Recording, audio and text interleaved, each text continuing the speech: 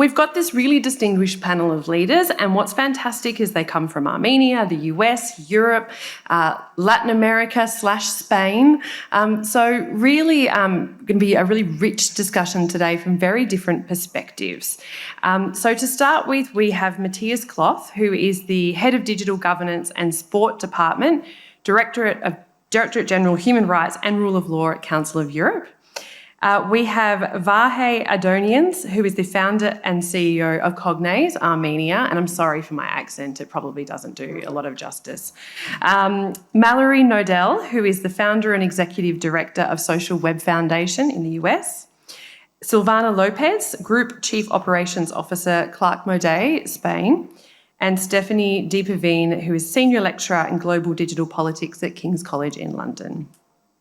So I thought to set the scene today, we should start here in Armenia, where we find ourselves today.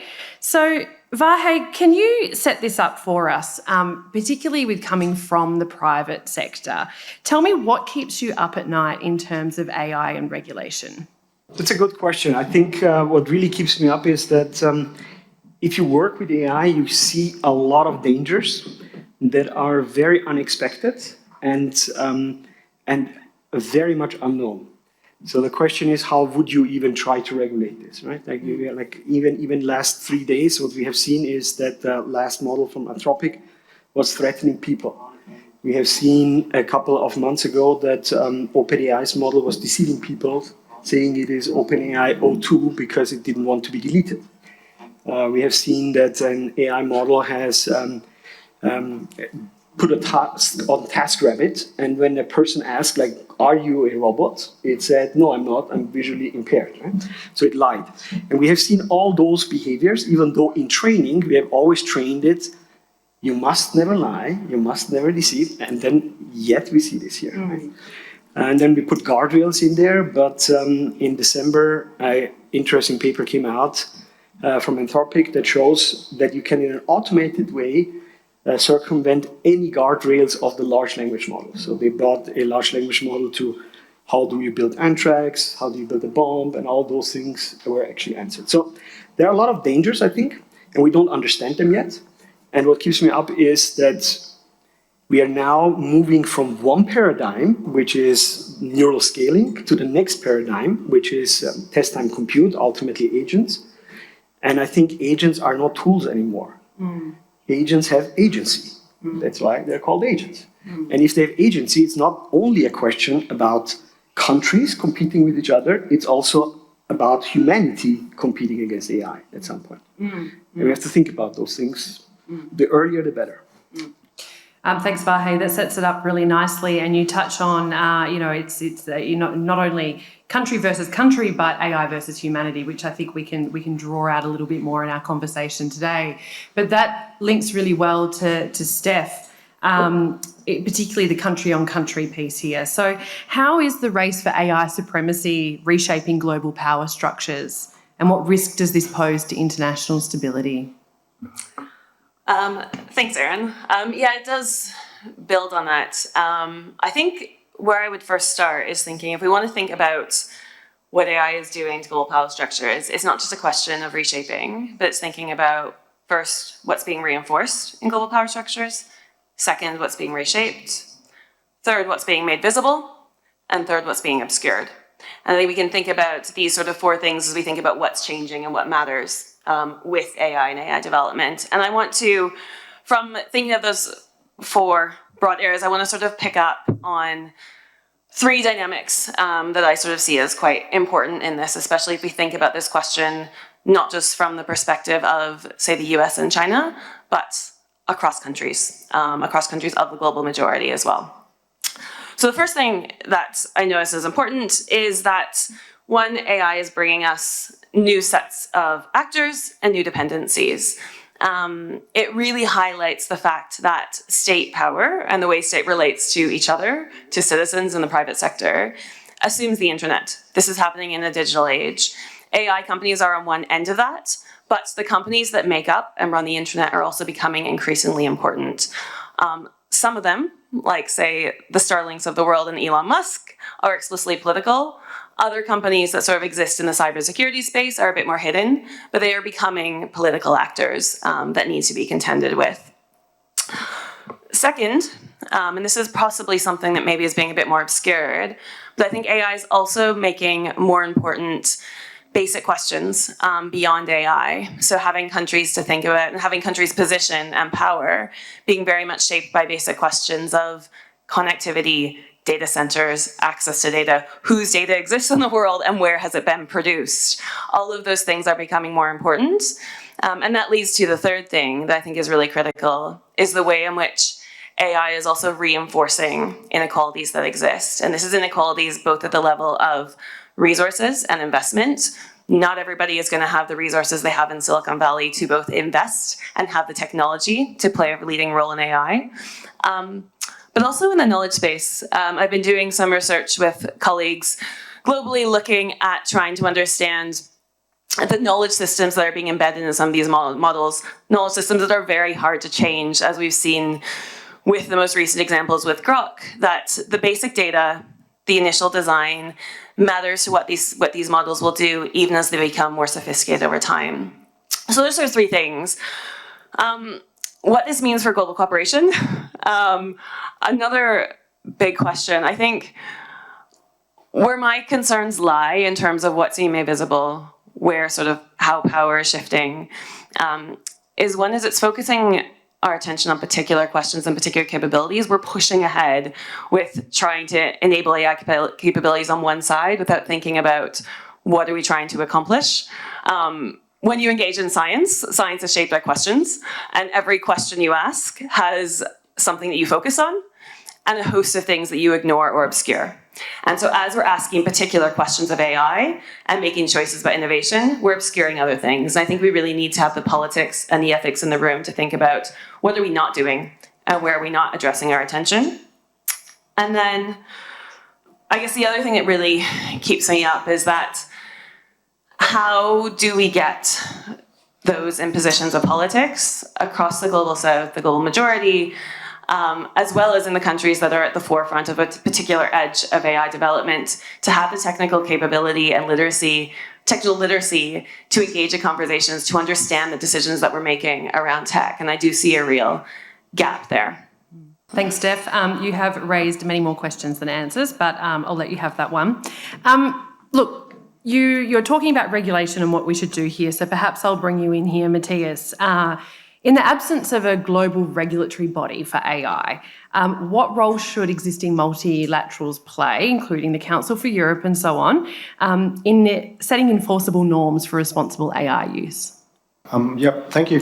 I think it's undisputed that AI comes with great promise for innovation, but at the same time, Vaya has said it extremely well that there are certain threats and there's a darker side, and one, of course, that could potentially undermine human rights, democratic processes, and the rule of law.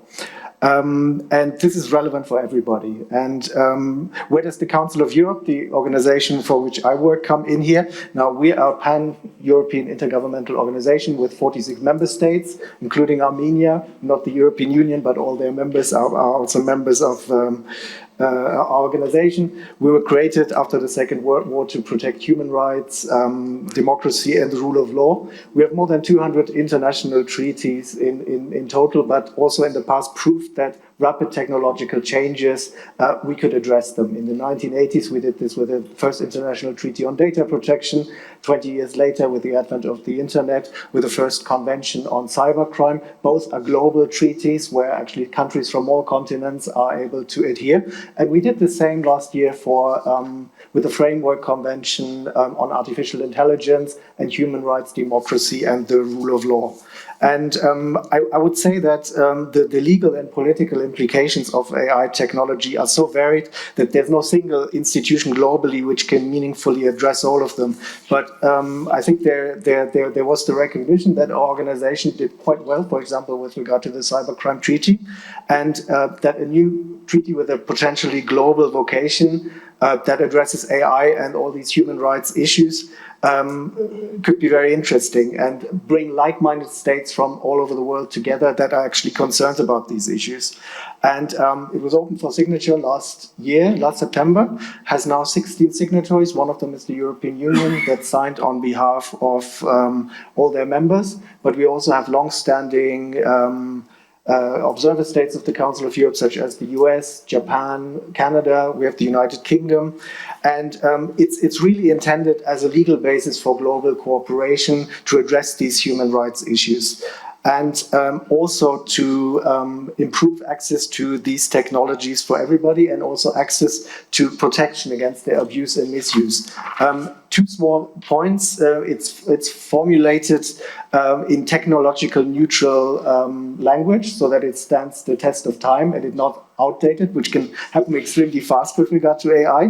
And it's conducive to innovation. It's not trying to stifle innovation, but it's basically trying to promote innovation, but not at the cost of human rights. Thank you very much. I have several follow-ups from you there, but what I'll do is I'll go to Mallory first.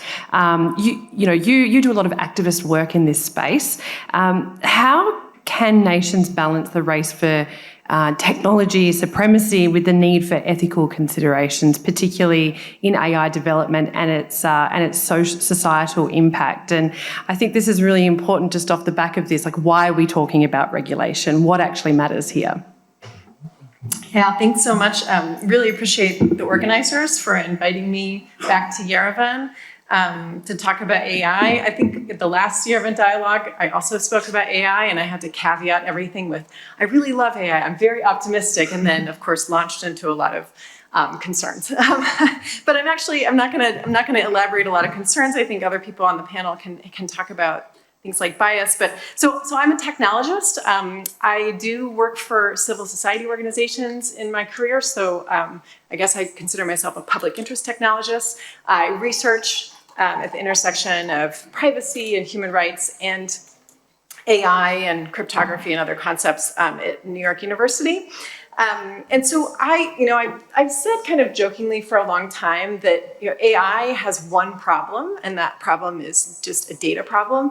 Anything that AI can't do yet, if you throw more data at it, it certainly will do in the future. A lot of times then that means, if you don't have a lot of data for a certain application, that does present a problem. But I don't think that that's far off, actually. And I think some of the issues with that does present actually issues, that singular one problem, because of course then it butts up against surveillance concerns. So for example, if you don't have enough data about a particular population and the AI isn't performing properly, the solution is surveying that population more deeply and gathering more data about it to improve the performance of the AI. So that's a tension that civil society and the public interests have to grapple with, as an example.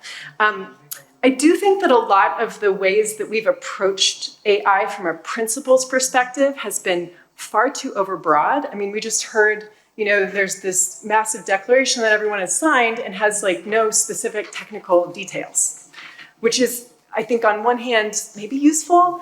It depends what the goal is, but it means that we keep proliferating these principles. So I think that we might want to complement these kinds of approaches with looking at specific applications, and rather than regulate the technology, regulate the sector, regulate the health sector, regulate safety sectors, regulate privacy, et cetera.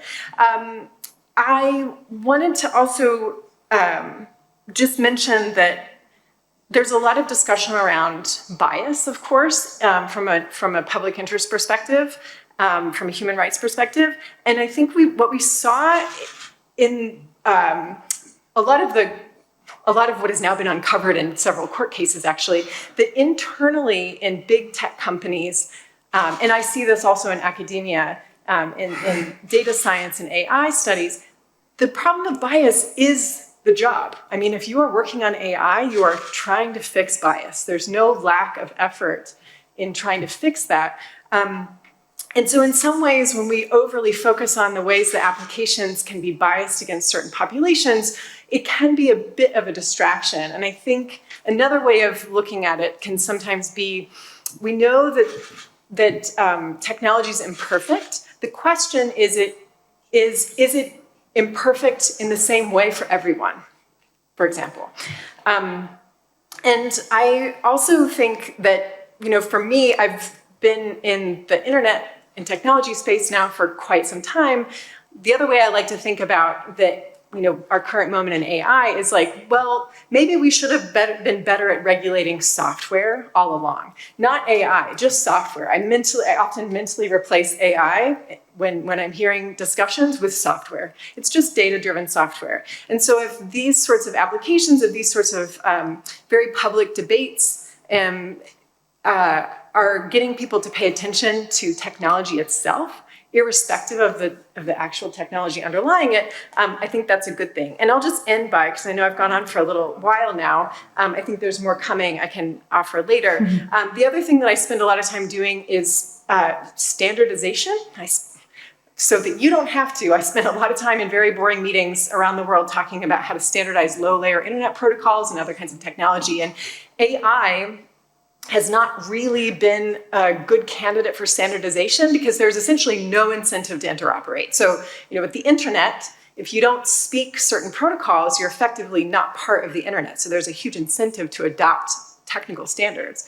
AI is the opposite. If you are proprietary, if you're hiding your techniques, it's your secret, it's your proprietary secret, you're more competitive. So standardization has been fraught, but I think we've unlocked how to get human rights, the public interest into AI, and it's through regulation with a hook in technical standards. So essentially the EU AI Act forcing certain kinds of standardization and then forcing companies to take that up. I think that has a lot of promise for HR, human rights, and I'm happy to go into that a bit more later. Yeah. Thanks. Yeah, thanks, Mallory. That's it's really interesting, and the incentives around standardization that jumped out at me as something unique for me to talk about, and I want to hear more about that. Silvana, you've got a bit of a different angle, and I want to hear what your sort of thoughts are and what concrete steps can be taken so that AI innovation includes and benefits people from all over the world, from the global south, the north, and so on, and benefits marginalised communities, rather than deepening the existing inequalities that are already out there. Well, that's a really great question. I'm really glad it's asked. And the thing is, maybe we should focus on the difference that we have among regions, okay? As Erin mentioned, I'm from Colombia originally. I live in Spain, so I have both perspectives from Europe and developing countries.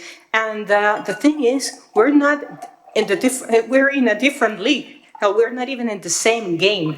So the perspective is really different. While in Spain and in Europe, we're talking about biometric surveillance and AI debate can evolve around that. The truth is that in the Latin American region, only 37% of Latin Americans have access to internet in their houses. So it's a whole different scenario that needs to be recognized, okay?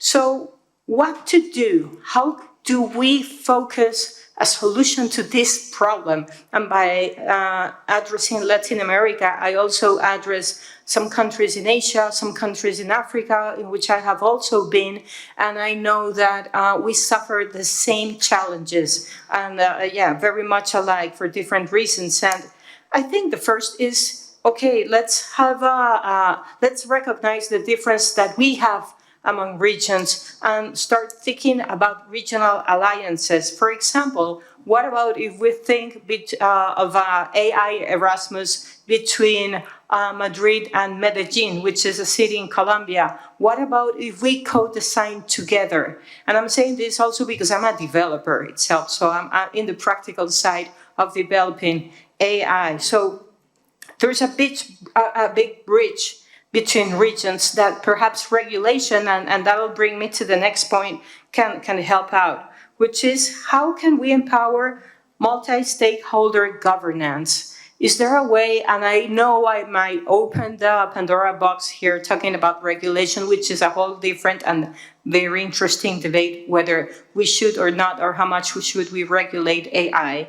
But the thing is, if that regulation were to take place, how can we think or focus that regulation? For example, an interesting thing that we can do to empower these communities into the AI game is perhaps regulatory sandboxes in which we actually become observers and can identify AI needs in these communities and see what's being done in more advanced communities like the European context and see what can be implemented. How can we create together?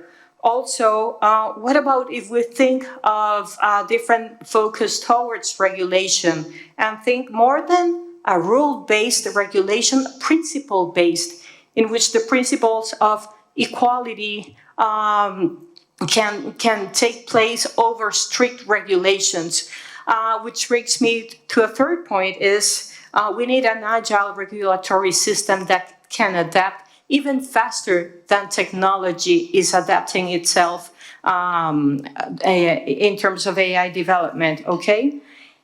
And the other point is we need to focus on building institutional capability in these communities. The thing is, for example, in Colombia, I've seen really great AI policies being written, but have they been implemented? Have AI policies been implemented in our countries, which are struggling with different types of regulation? I mean, that's the thing.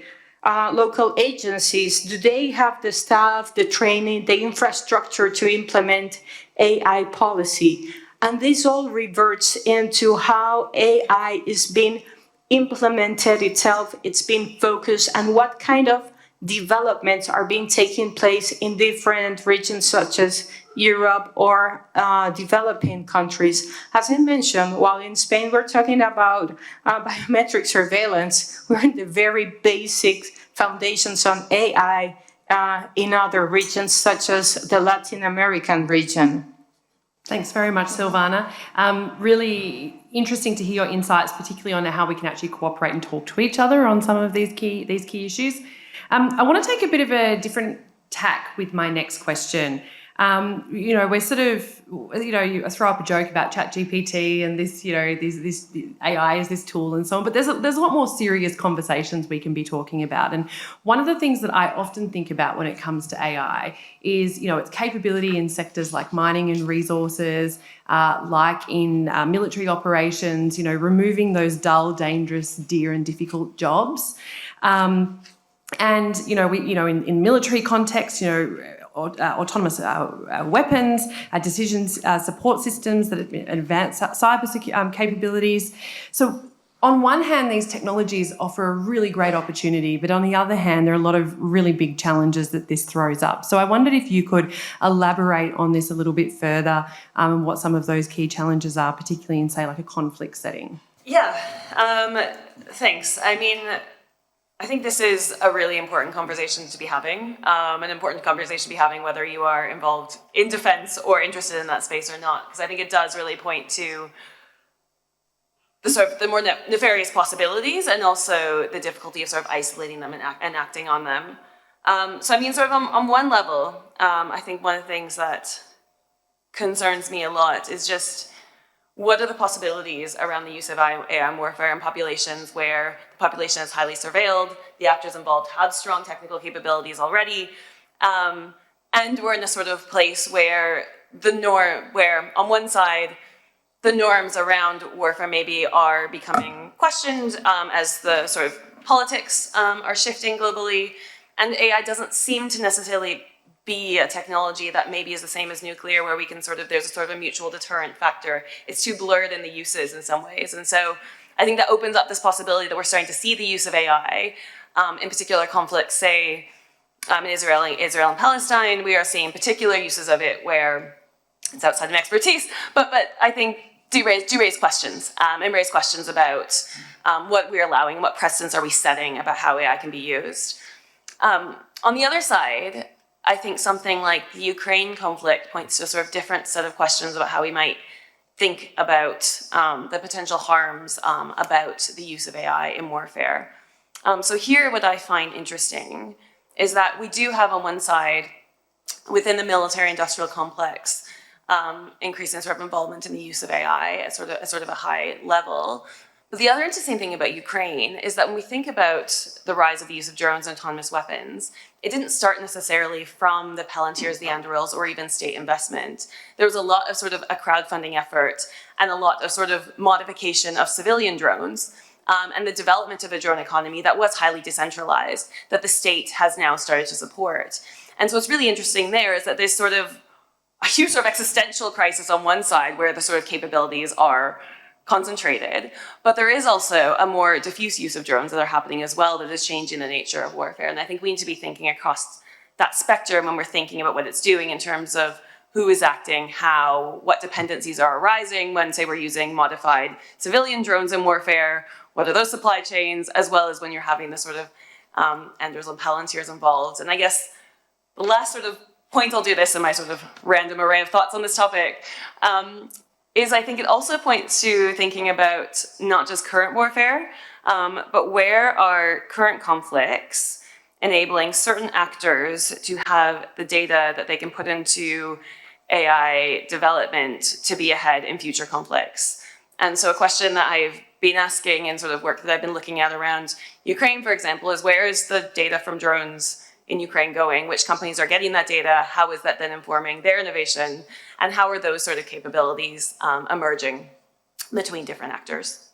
Yeah, Steph, you've raised some really interesting points, and I'm going to take this question to Mallory in a moment. But just like one little observation I had then, sort of reminds me years ago we had this conversation with China where, remember, we used to talk about how, there's lots of surveillance going on, there's cameras everywhere, and we thought, that's something that we wouldn't accept in, say, perhaps Western countries, and now we seem to be quite happy to trade off that data and that sort of surveillance for the benefits of these kinds of technologies, whether that's increased capability in warfare, or if it's more, more automation in business processes, whatever it is, we seem to be willing to trade this off in a way that we weren't several years ago. Vahe, I know that you wanted to add a point. Perhaps I'll go to you first, and then I'll go to Mallory with a specific question. Yeah, I think I'd like to add 2 points, if I may. So I think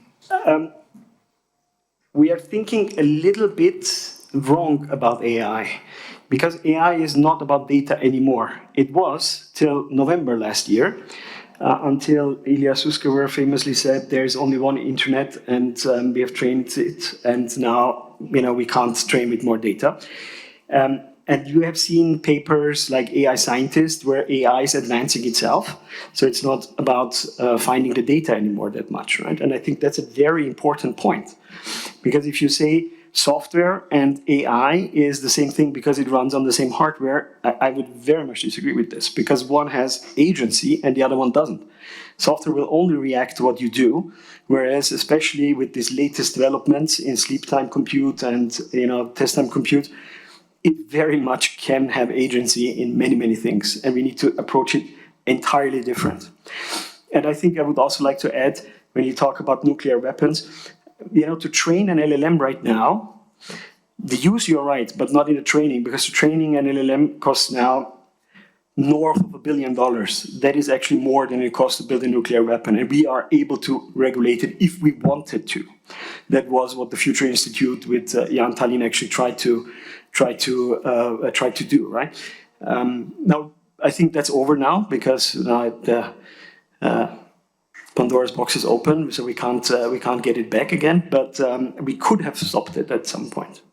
So, Mallory, we're talking about surveillance, data extraction, and so on. How can democracies maintain open societies while competing in this AI landscape?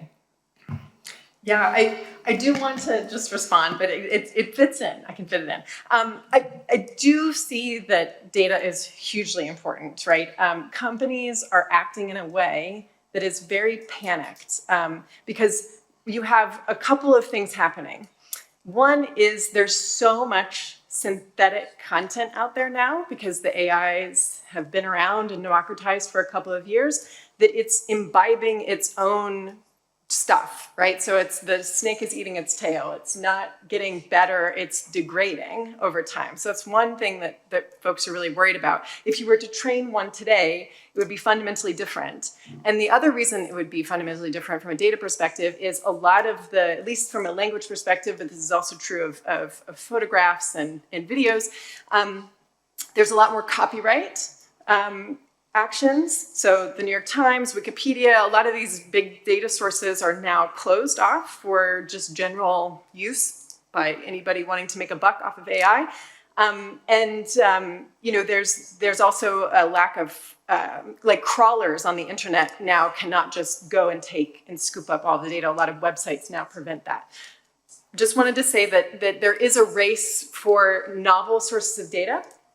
One of them that I studied, for example, is messaging data. So we've spent the last 10 years trying to get all the messaging apps to encrypt end-to-end conversations so that you and I can communicate over the wire in a confidential way. Now, those same big companies that offer messaging apps are trying to get back in. They cut themselves out with encryption, and now they're trying to break it back in so that they can get that conversational data, which is very different than the data that we have just lying around on the internet. It's novel, it's unique all the time, and it would be very, very valuable. So that's, for example, like a surveillance issue.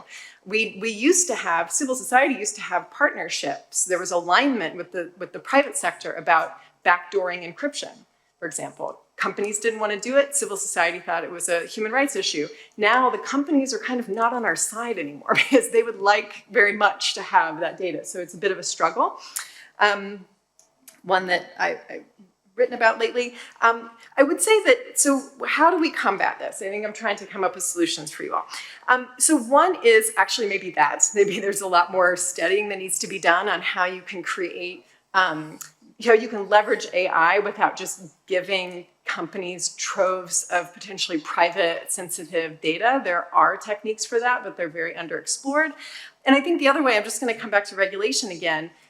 If we failed to regulate software before, like I was saying, I think we are at a time now where we have all the reasons to, and I think we have the tools to do it better than if we had tried to regulate it properly in the 90s. And I think one of the things that has changed is the internet has given us a real clear way, both how you do multi-stakeholder governance, because you said it first, and I can say it now. So multi-stakeholder governance of the internet is an absolute necessity because there are so many different folks that have to get involved in governing the internet. You can leverage that kind of global governance, that cooperative spirit to regulate the software now that depends very much on the internet properly with human rights constraints, like privacy and so on. Can I just share one example, because also someone else brought it up. So Israel's use of AI against Gaza, it was found that they were using loads and loads of telecommunications data, just like a fire hose of people using their mobile phones and so on. And remember that telecommunications data is both things. It's like where you are, your position physically, the time stamp of it, and then the content of the messages. And they were mostly just using the social graph, who was talking to who and where. They weren't even looking at the content necessarily. And this led them to create a technology called Project Lavender. Now, if we had properly regulated telecommunications companies, and if they were actually implementing end-to-end encryption the way other over-the-top apps are doing, that data wouldn't have been available to them, and they wouldn't have been able to essentially target. Right? They weren't using it to avoid targets, they were using it to target. That was the idea behind Project Lavender. So it's just one example of how we could maybe retroactively go back and do the right thing for not just AI, but all kinds of internet-based technologies. It's interesting you bring up the one of telecommunications. Something that just jumped into my mind is, who controls that technology, who owns that technology. And when you look at this region here, not so much South Caucasus, but certainly Central Asia, the inequality between who owns the technology companies. I mean, there's research done in Kazakhstan, like 4 families own all of that, own the license for those telecommunications companies, and all of them were either in parliament previously or related to someone in parliament. Parliament. So there's those kinds of complexities as well that sort of feed into that type of regulation that you're talking about. Just before I go on with some other questions, I'm going to go off script, Vahe, and I want to ask you one more question. There's a lot of talk about regulation, but how do you enforce it? And I'm asking you because you mentioned the word trust earlier. And is trust the only answer? Is it CEOs of companies like you that go, well, we need trust from consumers, so therefore we will do the right thing? Or what is the other answer here, and how do you enforce this type of regulation? I mean, appealing to the ethics of capitalists, I don't know if that's a very good idea. I think the situation actually really changed. I honestly think it changed. It changed because almost everybody who is in AI is begging for regulation. And then regulators say, yeah, but we have to think a little bit about this, and we want it to be fast, and we don't want to slow development down. I think that that it can be enforced. There is many things that can be done, I think, especially now, because essentially at this moment there is a monopoly on training in terms of computer chips. That is certainly an angle where you could, has also been used, I think, by the United States already. I think what the EU has done and is also meaningful, but I also believe more needs to be done here. Like, seriously, more needs to be done, because it is a very, very dangerous technology with a huge promise, and that's the problem. The problem is there's a huge promise, right? So don't get me wrong, I love AI, I'm in AI. Right?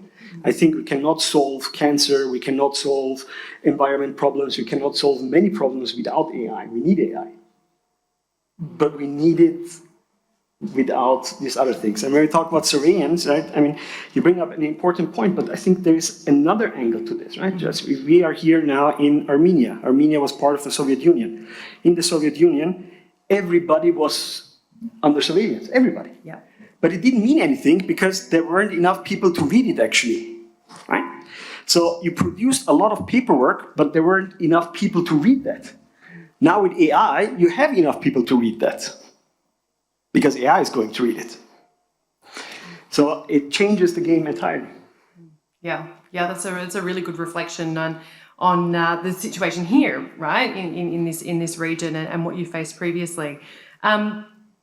I'm going to change tack again because we've only got about 10 minutes left, and we might go to the floor for a couple of quick questions at the end.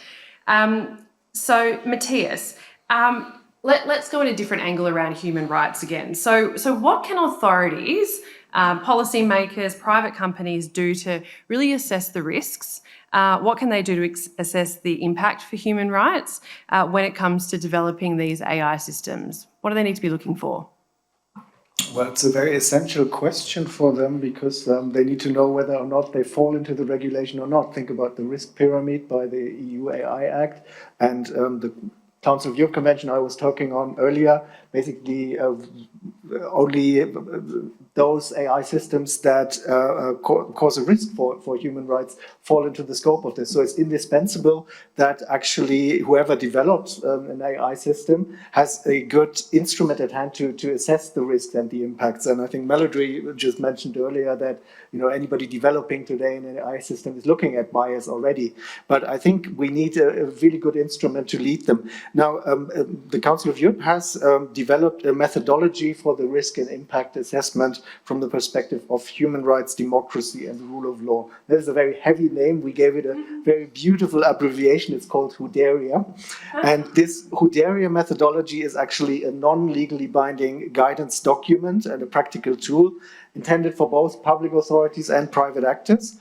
And they also have the flexibility to use it according to their national laws. And this may be for particular interest for countries with limited administrative capacity and technical expertise, because they actually translate legal principles in a very easy way. Not every technology expert speaks this legal language, but they need to know what are the factors where they have to be careful.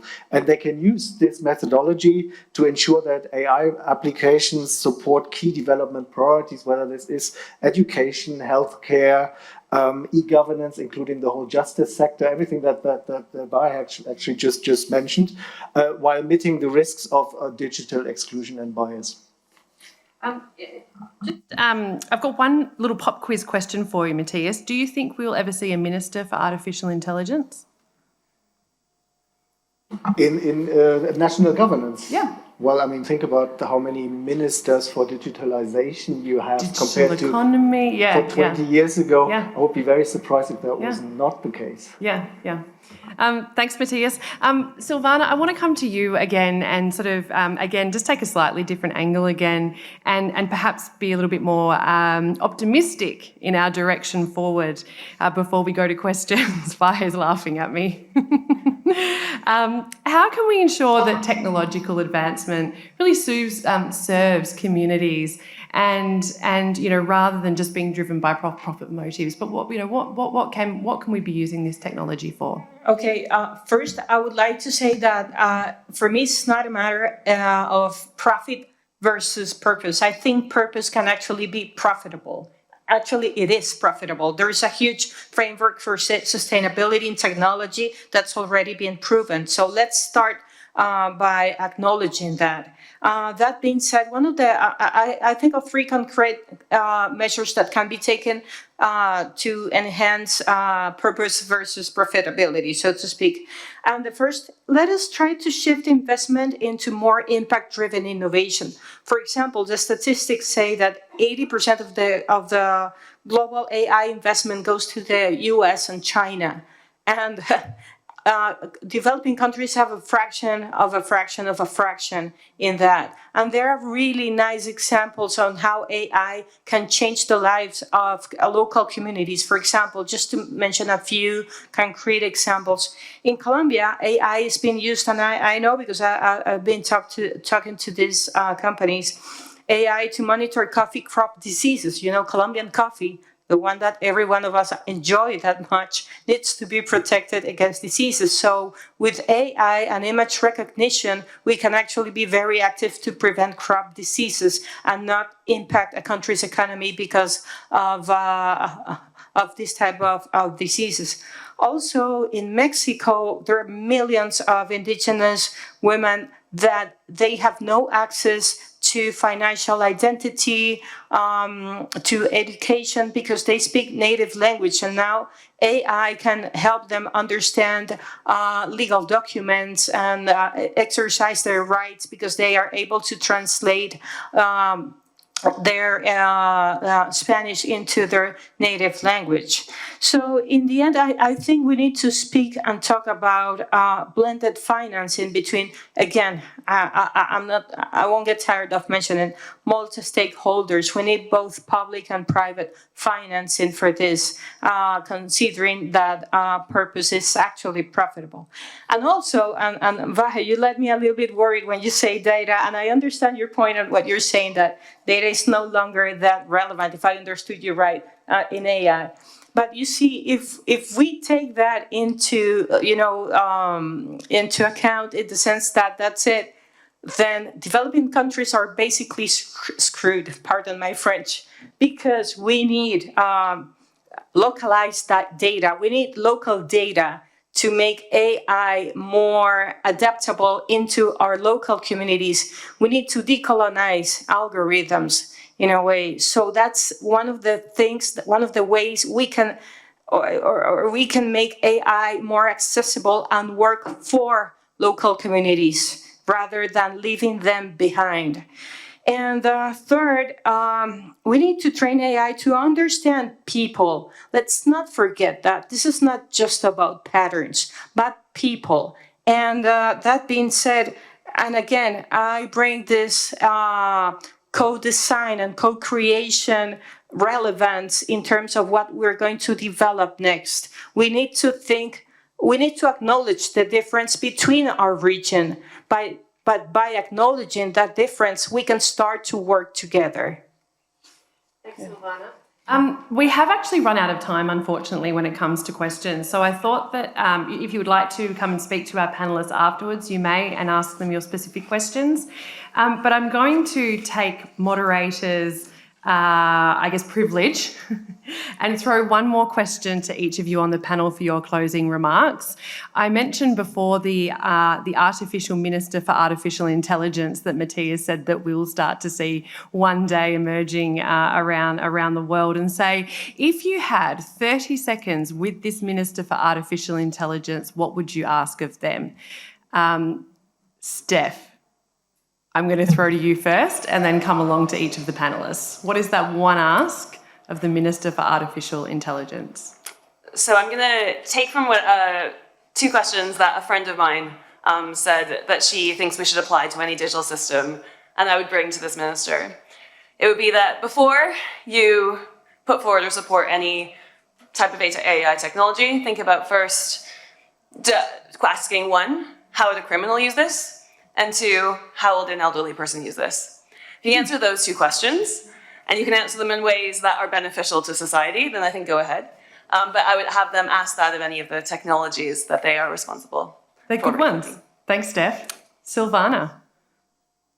Well, actually, first, to regulate through observing. That's the first thing I would say.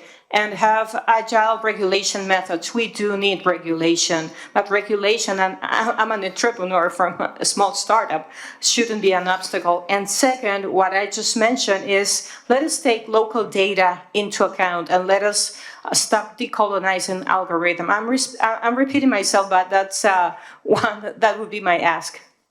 Thanks, Silvana. Mallory. Yeah, I think it's similar. I think regulation is really important, but I would actually suggest starting with existing regulations and laws, because again, AI is typically applied in specific sectors. So it's already a violation of law if you are discriminating against someone for financial services or housing or social services. You don't have to make a new law. You just need to make sure that the AI is accountable, explainable, and that the company that has either procured it or made it is able to recourse and remedy whatever harms have arisen. Matthias, over to you. I would ask the minister, how can we ensure that the AI that protects human rights and our values is better than the AI that harms it? Think about technology-facilitated violence against women or children, something that we read about in the newspapers almost on a daily basis. There's also an AI to prevent this from happening, to protect the victims, and to ensure that law enforcement authorities can properly prosecute it. And it's a bit of a race, which AI is better, and I think we all have a very common interest that it's the latter that is going to be better. Vahe, the last word with the minister. That also is necessary, though, that AI has some empathy towards us. And I think that is actually a big problem, because when we train an LLM on the internet, we inherently train it in human values, because the internet is created still mostly by humans, right? But new AI systems are not going to learn from, and I think actually 2025 will be the last year where we will train an LLM. And it's not only me who thinks that. So if it's not this year, then it might be next year. But these systems will learn socially like humans are learning, okay? Which is the answer to your problem. What do we do in small countries? Well, how do children there learn? The same way AI can actually learn there.